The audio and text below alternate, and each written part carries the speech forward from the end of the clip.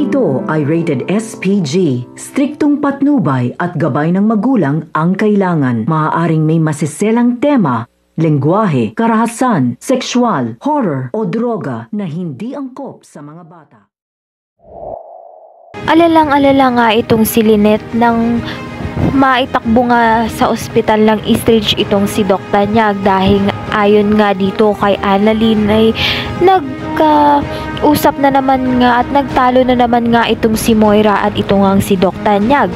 Habang ang itong sila Michael ay nag-uusap-usap, napapansin na nga nila na ito ang si Lynette ay mayroon pang pagmamahal nga ang natitira dito nga kay Doc Tanyag dahil nga may pinagsamahan pa rin nga sila noon. Sa kabilang banda naman nga ito nga si Doc Benitez ay hindi na nga malaman kung hanggang saan niya nga itatago ang lihim na itinatago niya na anak nga niyan tunay nga itong si Zoe.